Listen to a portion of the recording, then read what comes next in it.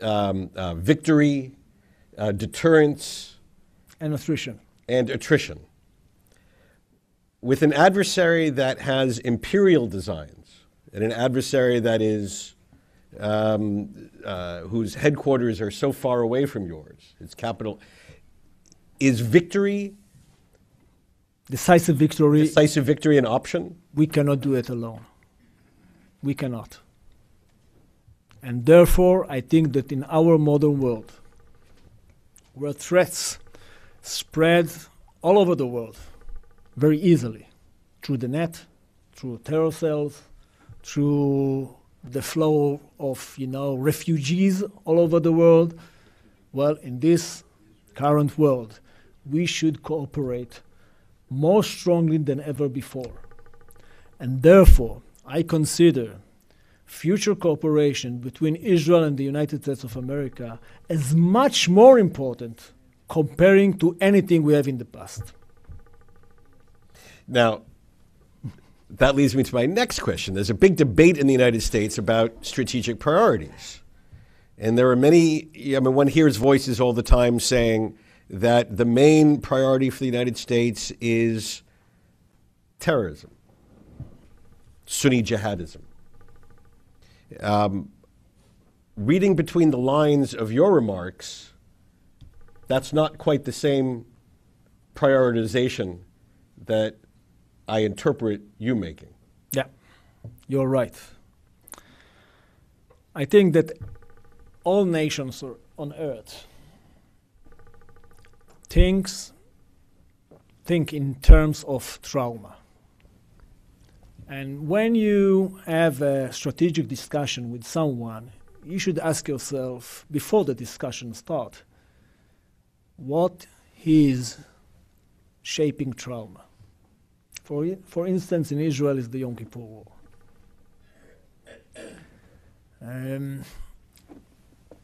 I think that what happened here in the United States of America is that terror becomes some sort of a monster. And I can understand why. But I want to tell you something. When I look at the threat imposed by Daesh, by ISIS, by, no matter what is the term, comparing that to the threat imposed by the Iranians, well, nothing to compare. We deal for years, for decades, with, ISIS-style terrorism. I wouldn't say it's not a problem, but we managed to live with that. And when I commanded the Northern Command, and so, mainly in the southern sector of the Golan Heights, ISIS fighters, walking along the border. So what? So they walk along the border with their Kalashnikov on the shoulder. So what? They are primitive, relatively limited capabilities, and yes, they have their own imagination and their own determination, and it's dangerous. I admit that. But I know how to cope with that. Look at the Iranian threat. Well, I know this is just the Israeli perspective. It's much more threatening comparing to the Daesh threat, because the Iranians are sophisticated. They are higher form of civilization. They have a nice academic infrastructure, nice industry, good scientists, many talented young people. They are very similar to us.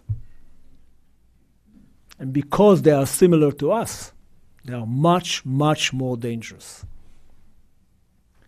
And therefore, I think that we cannot cope with them alone. And look at the way they operate in the region. In a very clever way.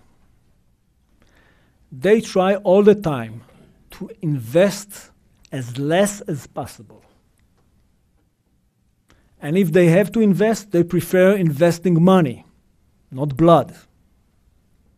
And when it comes to blood, they want to invest as little as possible and use other proxies.